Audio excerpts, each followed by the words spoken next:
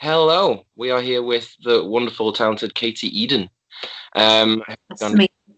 at the Calm Festival on is it 21st of April? It is 21st, Sunday, the 21st of April at the Oh, weekend Boulevard before it's messed up. in Wigan. Yeah. We were just talking a second ago, and you said this is going to be one of your first ever actual acoustic slots without the backing of your full band. How do you feel about that?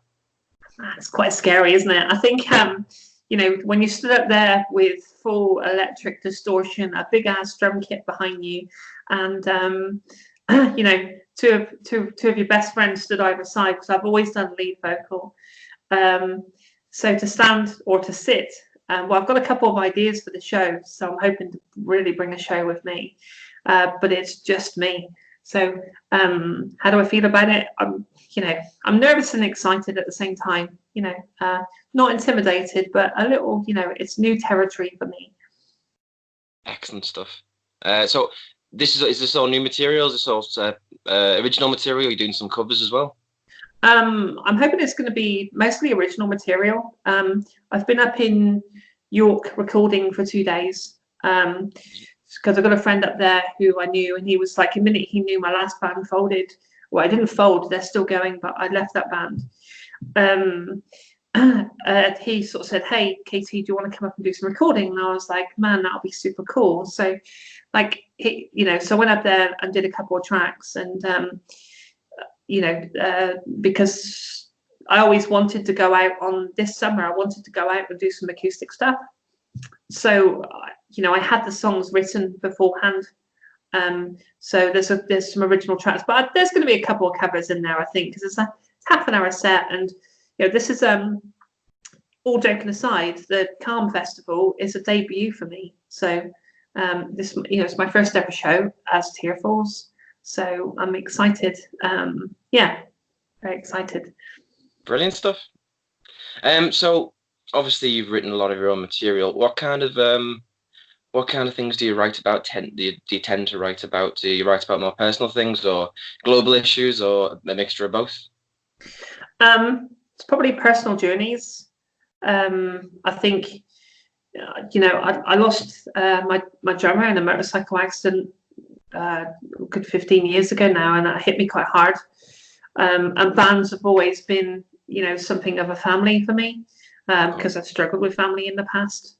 So I think they have been my family. So it's whenever I'm writing, it's always about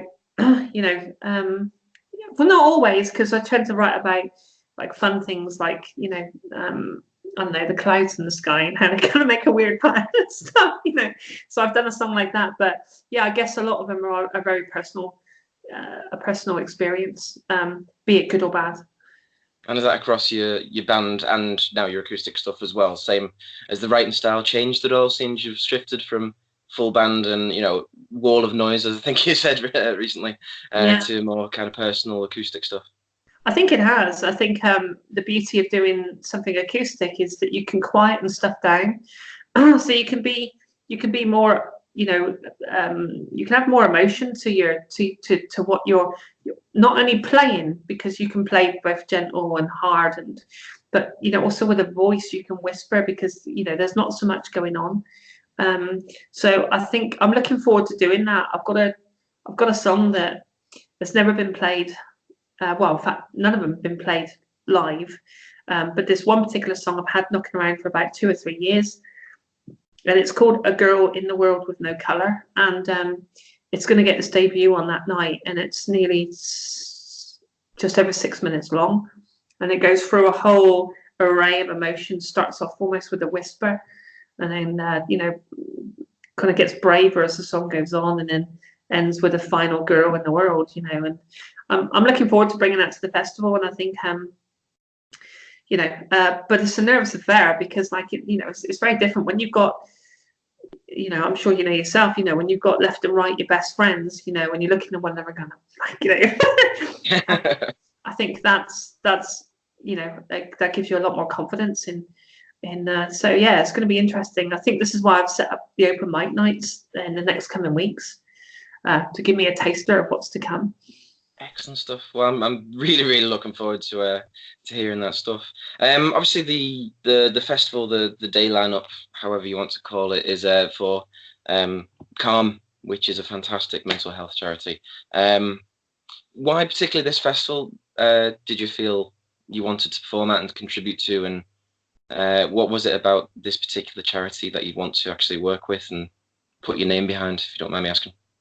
Yeah, I think the minute the opportunity came up, I just grabbed it with both hands because I've struggled with core. This is a massive question to me. All right, got a text. Because I've been through alcohol addiction, been through drugs. I've been through 2 or 3 attempts of suicide and landed in hospitals. I currently wear the tattoo of, can you see that? Yeah, I don't know if you can see it. It's the semicolon tattoo. I use that as strength, to go on. I'm in a good place now. I think it's important to keep a good circle and a good positive circle around you. Life does get dark sometimes and you can feel very much alone, and especially if you have a clouded vision. So I'm very aware of what great things charities do. I came out of therapy. I was in therapy for about 9 months in Stafford because I split up with my boyfriend, and I found myself back, in a very, very alone space, and then drink come back again, and I needed to go, and I was like, you could see the signs, because I dealt with a lot of battles through the 90s, I think it's a massive topic, and I think probably each and every single one of us deal with some sort of depression in one way or another, and it seems to be, I don't know, people often with a creative mind seem to suffer worse because we overthink stuff and take things on very deeply. Yeah, I've noticed that. That does seem to be a correlation, doesn't it? Yeah. So, if I can pour something into some songs and someone can relate to those songs, I've always said, and I stand by this, if just one person gets or likes my song, then that's success to me, because someone understood what I was trying to say, or understood where I come from.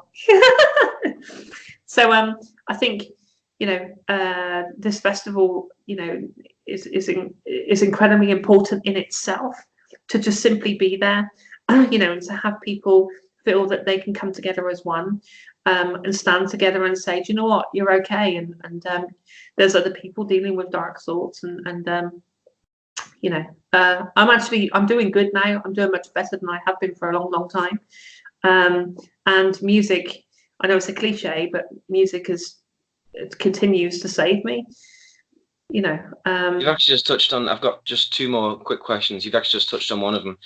What role would music play for you in that respect, in dealing with bouts of mental illness and depression, suicidal thoughts? What role does music play for you in there? Yeah, people will talk about like the that music makes them feel not quite so alone.